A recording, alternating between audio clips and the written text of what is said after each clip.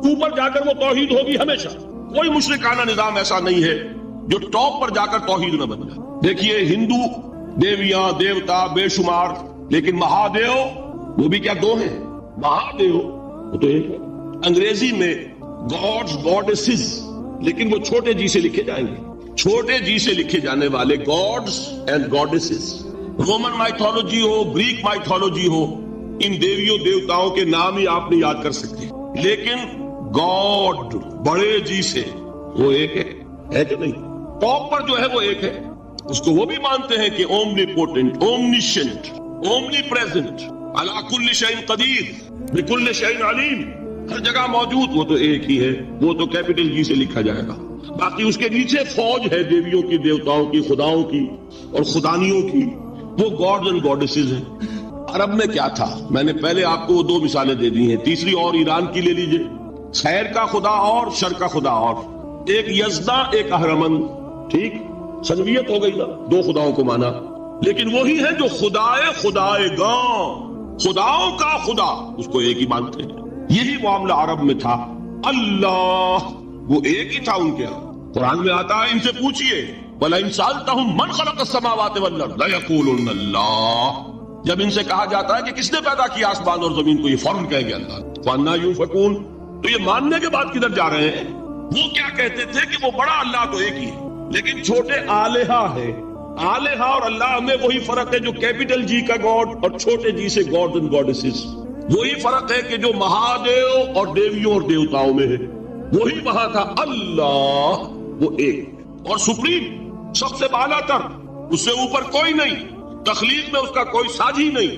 لیکن اس نے کچھ آلہہ ہیں جنہیں کچھ اختیارات تقسیم کیے ہوئے ہیں، کچھ اس کے لاڈلی ہستیاں ہیں جو سفارش کر سکتی ہیں.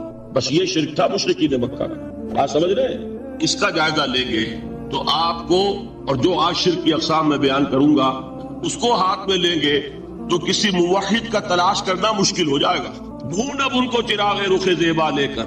آج جن کا نام مسلمان ہے ان کی اکثریت کسی نہ کسی نوع کے شرک میں مبتلا ہے. اب آئیے اقسام شرک. اقسام شرک میں بھی وہی کیفیت ہے جو نفاق کے بارے میں نے عرض کی تھی کہ ایک تقسیم یہ ہے جو علماء نے کی ہے، ایک ہے عقیدے کا نفاق، ایک ہے عمل کا نفاق. اسی طرح ایک ہے عقیدے کا شرک، ایک ہے عمل کا شرک. عقیدے میں نہیں ہے، عمل میں ہے. ایک تقسیم آپ نے سنی ہوگی شرک جلی، شرک خفی. ایک ہے ننگا شرک، کھلم کھلا شرک. ایک ہے چھپا ہوا شرک جو نظر نہیں آتا. لیکن ایک مغالطہ اپنے دل سے نکال دیجئے، بعض لوگ شرک خفی کو شرک نہیں سمجھتے.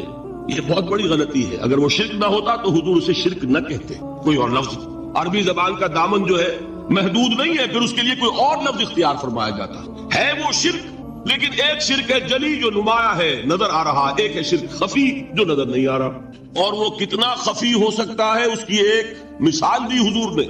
شرک خفی اتنا خفی ہو سکتا ہے، ذرا مبالغہ دیکھیے جو حضور نے بات کو سمجھانے کے لیے مثال میں جو مبالغہ اختیار فرمایا. ایک سیاہ اندھیری رات میں ایک سیاہ پتھر پر ایک سیاہ چیونٹی کو رینگتے ہوئے دیکھنا جتنا مشکل ہے، اتنا ہی شرک خفی کا پہچاننا مشکل ہے. بتائیے، آپ نے فرمایا انا افصح العرب، میں عرب کا فصیح ترین انسان ہوں. اس سے آگے کوئی مثال دی جا سکتی ہے؟ اندھیری رات، تاریک رات، پتھر سیاہ، چیونٹی سیاہ، کون دیکھ سکتا؟ جتنا اس کو دیکھنا ناممکن ہے اتنا ہی شرک خفی کا پہچاننا مشکل ہے. گویا کہ اس سے تو اللہ ہی بچائے گا تو انسان بچے گا. ایک آخری بات تمہیداً اور عرض کر دوں، پھر میں چلوں گا اقسام پر.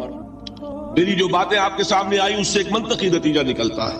کوئی شخص اگر حقیقتاً شرک سے بچ جائے، واقعتاً شرک سے بچ جائے، ہر قسم سے بچ جائے، اس سے بھی اوپر کوئی انسان ہوگا. گویا کہ یہ آخری منزل ہے. یا یوں کہیے کہ جس شخص کے بارے میں اللہ تعالیٰ یہ مان لے کہ میرا یہ بندہ شرک سے بری ہے، اس سے بڑی سند کوئی ہے؟ دی ہائیسٹ ٹیسٹیمونیل، سب سے بڑی سند، سب سے بڑی تعریف جو بندے کی ہو سکتی ہے وہ کیا ہے؟ یہ مشرک نہیں. یہی وجہ دیکھیے آپ قرآن مجید میں حضرت ابراہیم کے ذکر میں دیکھیں گے. ابراہیم کا مقام کیا ہے؟ خلیل اللہ، ابو الانبیاء، امام الناس. تین نسبتیں ہیں، تینوں بڑی عظیم. اللہ کے ساتھ نسبت کیا ہے؟ خلیل. واتخذ اللہ ابراہیم خلیلا. ابو الانبیاء، کتنے نبی ہیں ان کی نسل میں؟ اسحاق اور اسماعیل سے چلیے، پھر یعقوب اور یوسف، اور پھر چلیے موسیٰ اور ہارون، اور پھر چلیے سارے انبیاء بنی اسرائیل کے، حضرت عیسیٰ، پھر یہاں تک کہ محمد رسول اللہ کس کی اولاد ہے؟ ابراہیم کی. ابو الانبیاء. اور نمبر 3 انی جاعلک للناس اماما، امام الناس. اور قرآن میں جو سب سے بڑی سند انہیں دی جاتی ہے وہ کیا؟ وما کان من المشرکین، ابراہیم مشرکین میں سے نہیں تھے.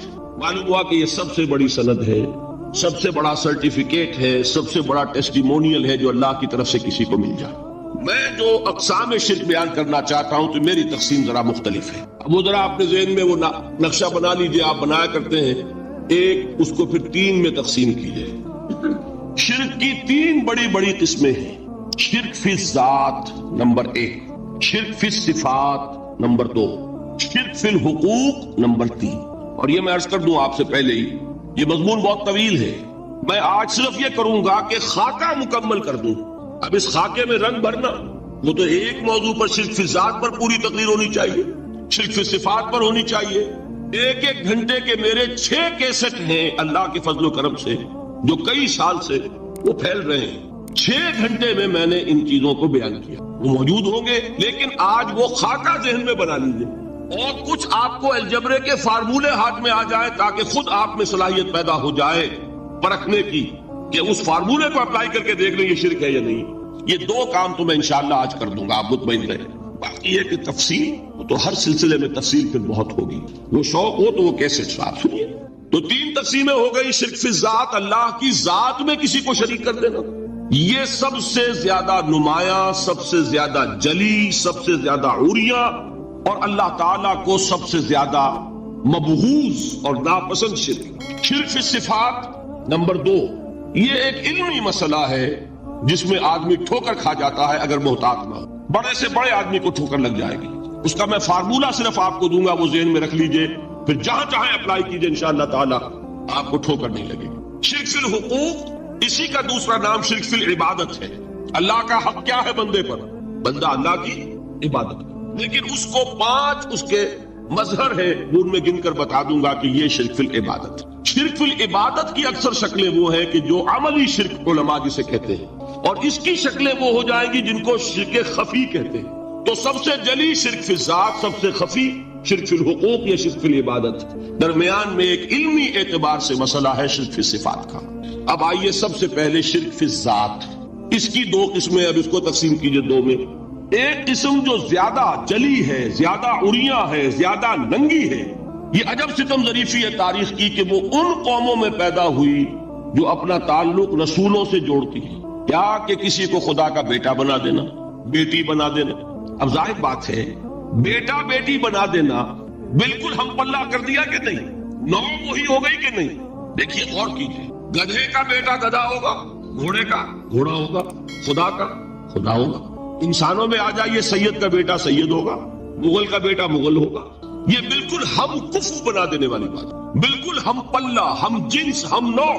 یہ بدترین شرک. اور آپ کو معلوم ہے یہ شرک ان میں پیدا ہوا؟ یہود کے ایک گروہ میں پیدا ہوا جنہوں نے حضرت عزیر کو خدا کا بیٹا قرار دیا. قالت الیہود عزیر ابن اللہ. سب سے زیادہ پیدا ہوا عیسائیوں میں جنہوں نے حضرت مسیح کو خدا کا بیٹا قرار دیا. اور واقعہ یہ کہ اس گمراہی میں ان سے آگے کوئی نہیں جا سکتا. ان بدبختوں نے یہاں تک صراحت کی ہے کہ مسیح خدا کا صلبی بیٹا ہے. اس لیے کہ 2 لفظ آتے ہیں، ایک ہوتا ہے ابن، ایک ہے ولد. ان میں ذرا فرق ہے. ابن کا لفظ عربی زبان میں کسی اور سینس میں بھی استعمال ہوتا ہے. ابن السبیل کسے کہتے ہیں؟ مسافر کو. کہ کیا وہ مسافر اور کیا وہ رستے کا بیٹا ہوتا ہے، سبیل کا بیٹا؟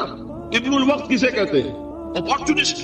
ابن الوقت کوئی اصول نہیں، گنگا گئے تو گنگا رام اور جمنا آئے تو جمنا داس. یہ کیا ہے؟ ابن الوقت. لیکن ابن کے معنی جو ہے وہ بیٹے کے بھی ہے، تو تعویل ہو سکتی ہے. لیکن انہوں نے ولد کہا ہے. ولد کسے کہتے ہیں؟ صلبی بیٹے. یہ بدترین شرک ہے. یہی وجہ ہے کہ قرآن مجید میں آپ دیکھیں گے کہ جتنا غضب اللہ کا ان پر بھڑکا ہے اس عقیدے پر. وَيُنذِرَ الَّذِينَ قَالُوا اتَّخَذَ اللَّهُ وَلَدًا. یہ قرآن نازل ہوا ہے محمد پر صلی اللہ علیہ وسلم تاکہ وہ خبردار کریں انہیں جنہوں نے یہ کہا ہے کہ اللہ نے کسی کو بیٹا بنایا. یہ سورہ کہف میں ہے، اور اگلی سورت سورہ مریم میں تو ایسا غضب اللہ کا ظاہر ہوتا ہے. وَقَالُوا اتَّخَذَ الرَّحْمَنُ وَلَدًا لَقَدْ جِئْتُمْ شَيْئًا إِدًّا تَكَادُ السَّمَاوَاتُ يَتَفَطَّرْنَ مِنْهُ وَتَنشَقُّ الْأَرْضُ وَتَخِرُّ الْجِبَالُ هَدًّا أَن دَعَوْا لِلرَّحْمَنِ وَلَدًا وَمَا يَنبَغِي لِلرَّحْمَنِ أَن يَتَّخِذَ وَلَدًا. انہوں نے کہا کہ رحمان نے کسی کو بیٹا بنایا. تم بہت بڑی گستاخی کی بات کر رہے ہو. تمہاری اس گستاخی کی وجہ سے آسمان پھٹ پڑنے کو ہے، زمین شق ہو جانے کو ہے، اور قریب ہے کہ پہاڑ ایک دھماکے کے ساتھ گر جائیں کہ انہوں نے خدا کے لیے بیٹا تسلیم کر دیا، حالانکہ اللہ رحمان اس کی شان اس سے بہت بلند و بالا ہے کہ اس کے کوئی بیٹا ہو۔ اس کی وجہ بھی سمجھ لیجئے کہ بیٹے کی ضرورت کسے ہوتی ہے؟ جو خود فانی ہو۔ کیوں ہے آپ کو طلب بیٹے کی؟ ہم نہ ہو گے ہمارا نام زندہ رہے، یہ ایک اٹرنل ہونے کی خواہش ہے، انہیرنٹ، نام چلے گا۔ اسی لیے بیٹی سے آدمی سمجھتا ہے کہ نام نہیں چلتا۔ یہ طلب جو ہے بیٹے کی کیوں ہے؟ بیٹے سے نسل چلتی ہے۔ اس کی ضرورت کس کو ہے؟ جو خود فانی ہے۔ وما ينبغي للرحمن ان يتخذ ولدا، جو خود باقی ہے ہمیشہ کے لیے، اس کو کوئی احتیاج۔ تو آپ نے بات سمجھ لی، میں بہت مختصر بات کروں گا آج۔